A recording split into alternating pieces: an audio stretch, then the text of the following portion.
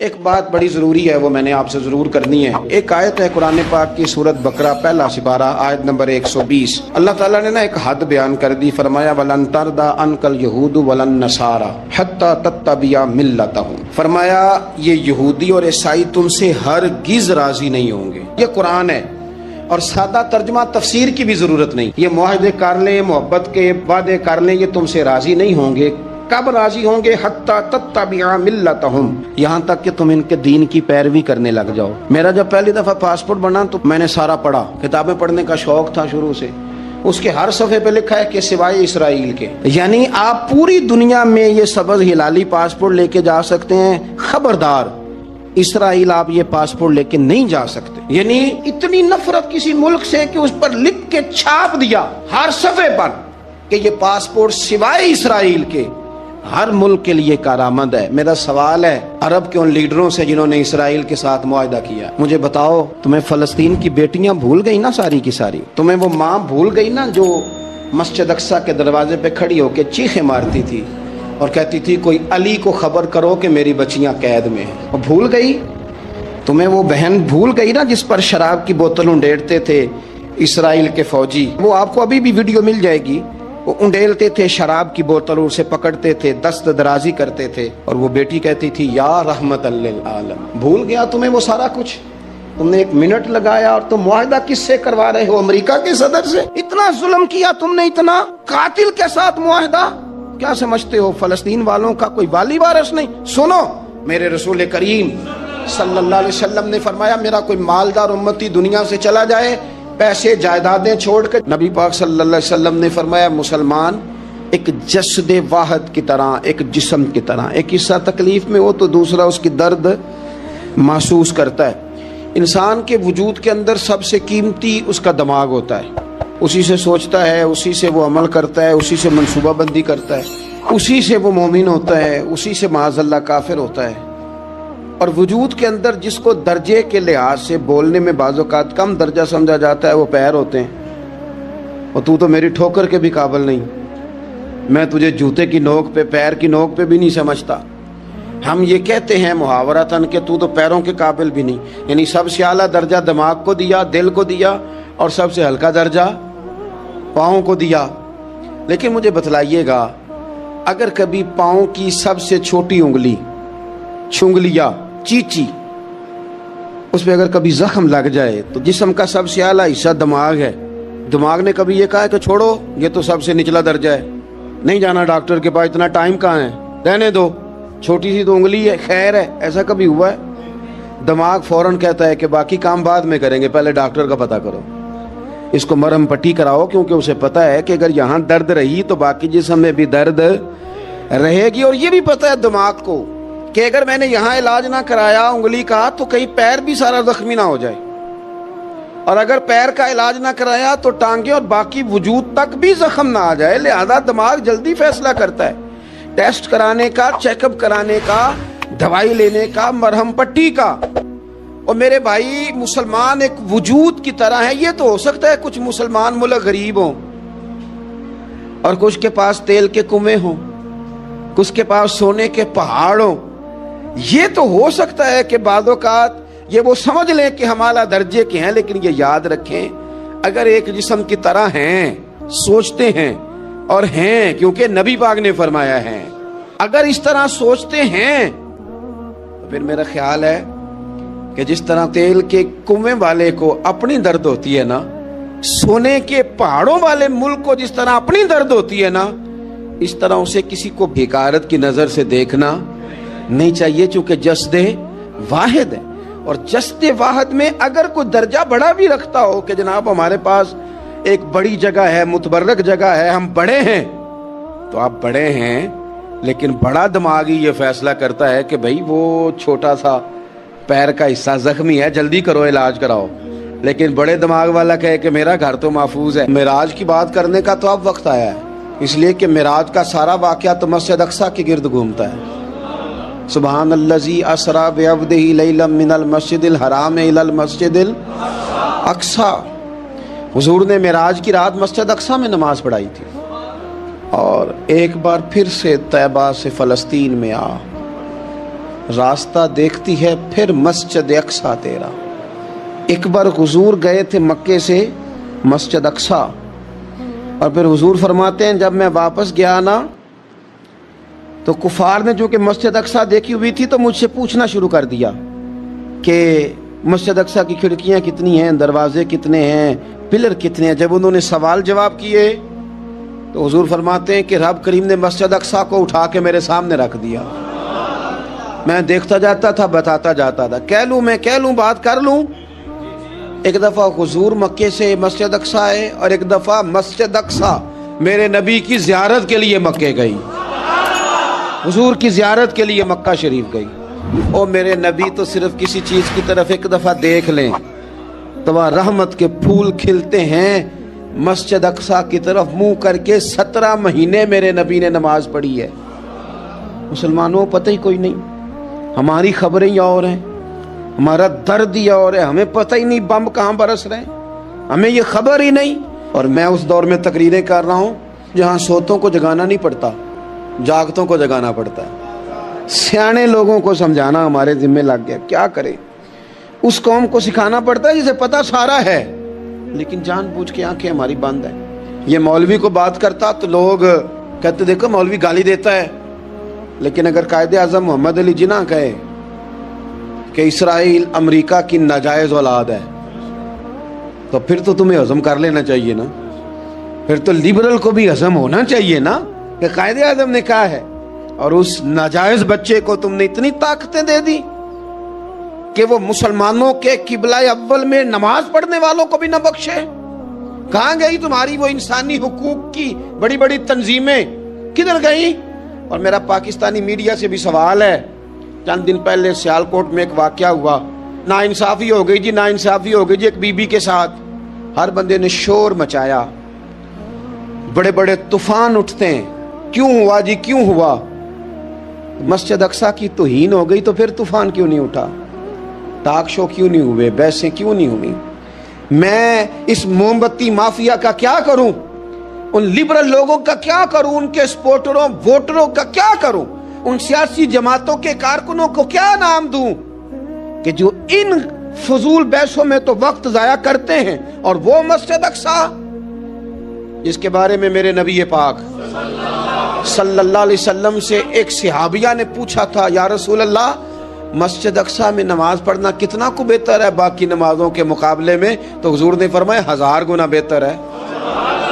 बीबी अर्ज करने लगी, सोनिया मैं जा तो नहीं सकती, दिल बड़ा करता है।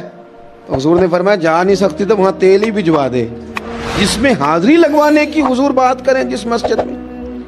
और नबी पाक अलैहिस्सलाम ने फरमाया खास करके सफर करना हुआ तो 3 मस्जिदों के लिए करना, एक मस्जिद हराम बैतुल्लाह के लिए, एक मस्जिद नबी के लिए और तीसरा मस्जिद अक्सा के लिए। बैतुल मुकद्दस मस्जिद अक्सा मामूली जगह नहीं। हुजूर ने फरमाया 3 सफर करो तो समझना हम इबादत कर रहे हैं।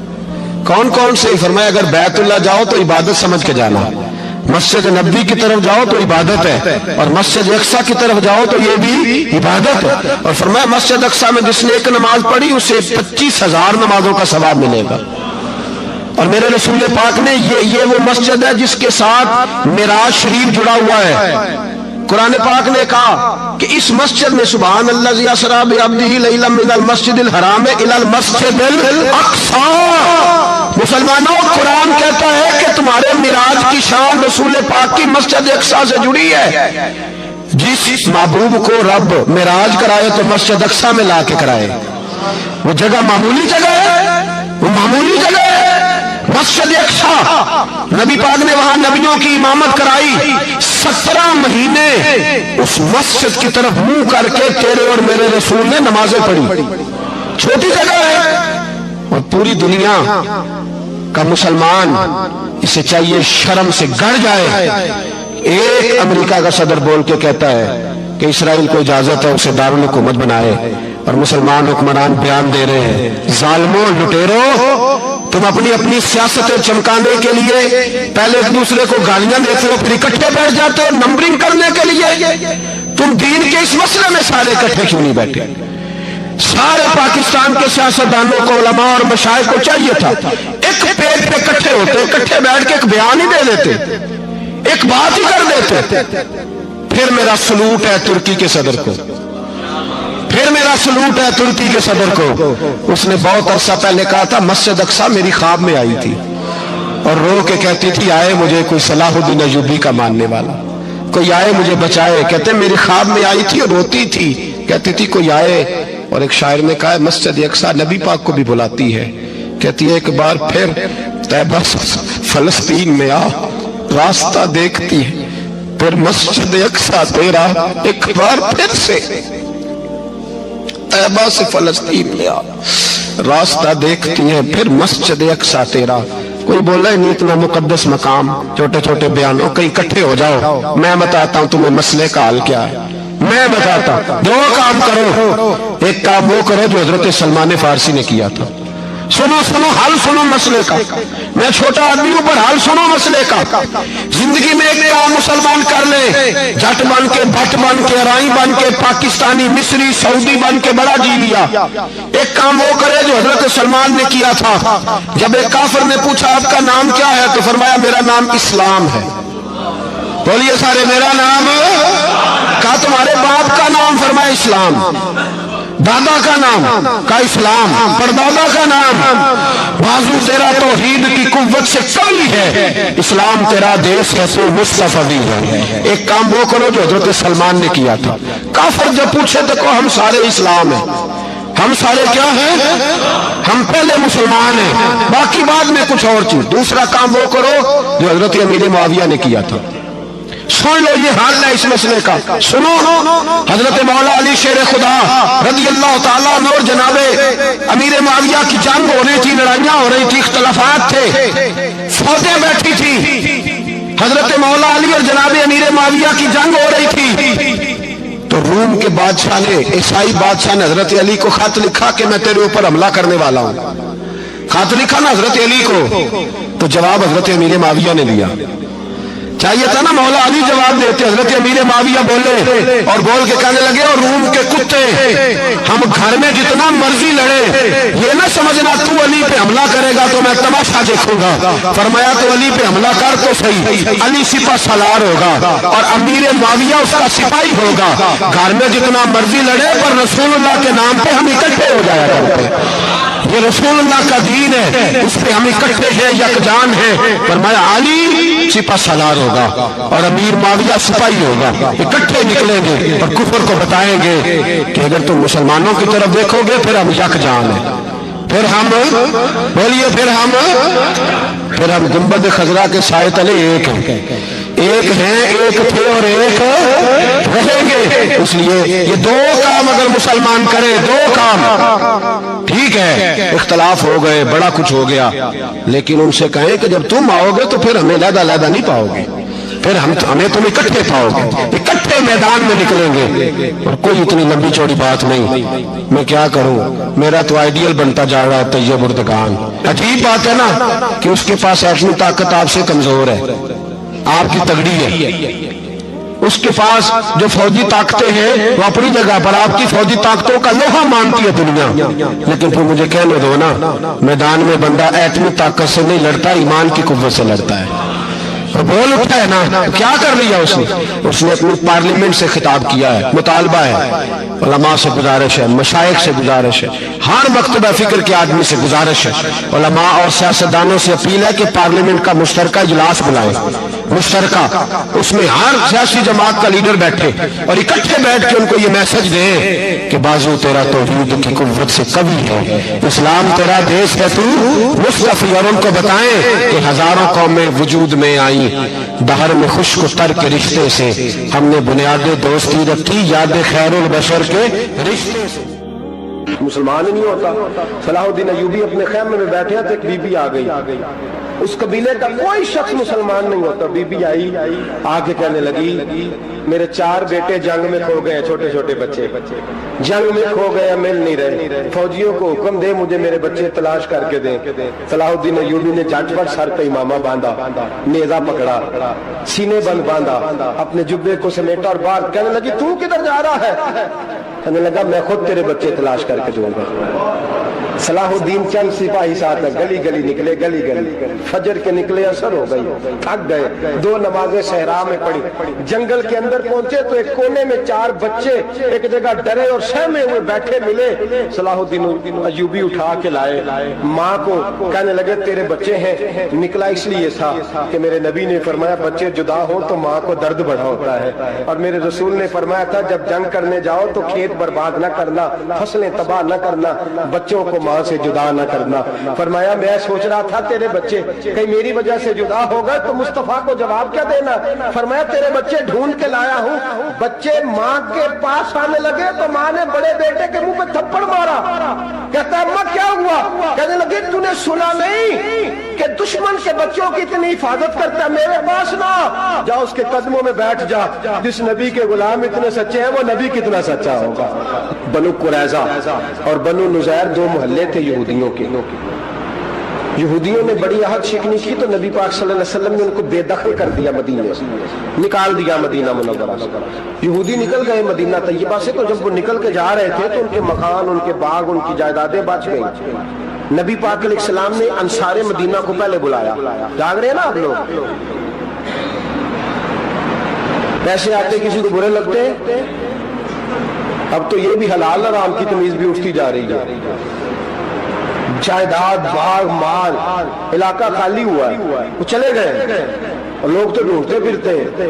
اللہ خیر فرمائے, شامل ہر جگہ ملتی نہیں اب شہروں میں, وہ کس کس نے نام کرا لیا, کدھر گئی ہے کوئی خبر ہی نہیں, خالی جگہ پڑی ہے. میرے نبی پاک علیہ السلام نے پہلے انصار مدینہ کو بلایا.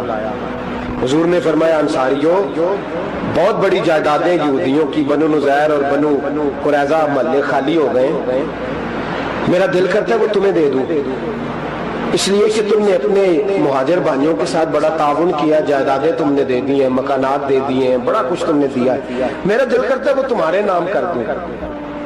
تو انصار مدینہ کیا کہنے لگے یا رسول اللہ دے تو ہم نے دیا ہے پر وہ بیچارے جھچکتے ہی رہتے ہیں, وہ جھچکتے ہی رہتے ہیں, کھول کے ہماری چیزیں استعمال نہیں کرتے. تو حضور ہم تو پہلے ہی انصار ہیں, ہمارے پاس بڑا کچھ ہے, آپ مہربانی فرمائیں وہ سارا کچھ مہاجروں کو دے دے, مہاجرین کو ہمیں نہیں چاہیے. اب چلے گئے بات کر کے, میرے حبیب پاک نے مہاجروں کو بلا لیا. فرمایا بنو نذیر اور بنو قریظہ قبیلے کی جائیدادیں آئی ہیں, تمہارے پاس بظاہر جو چیزیں ہیں بھی وہ بھی انصار مدینہ کی ہیں, تو میرا یہ خیال ہے کہ وہ سارا کچھ تمہیں دے دیا جائے. ابو بکر صدیق رضی اللہ تعالیٰ عنہ کہنے لگے یا رسول اللہ صلی اللہ علیہ وسلم ہمارے انصار بھائیوں نے ہمارے لیے دل تک کھول دیے ہیں, حضور انہوں نے ہر چیز بانٹ کے ہمارے سامنے رکھ دی ہے, ہم اتنے خرد غرض ہیں کہ سارا کچھ لپیٹ جائیں. کہ حضور ہمارے پاس جو مکان ہے وہ ہے, ہم کاروبار کر رہے ہیں, تجارتیں کر رہے ہیں, مزدوریاں کر رہے ہیں, ہم انشاءاللہ اور بنا دیں گے, آپ یہ ہماری طرف سے ہمارے انصار بھائیوں کو گفٹ کر دیں, آپ انہیں دے دیں. میرے حبیب کی آنکھوں میں آنسو آ گئے, میرے نبی پاک علیہ السلام رو پڑے.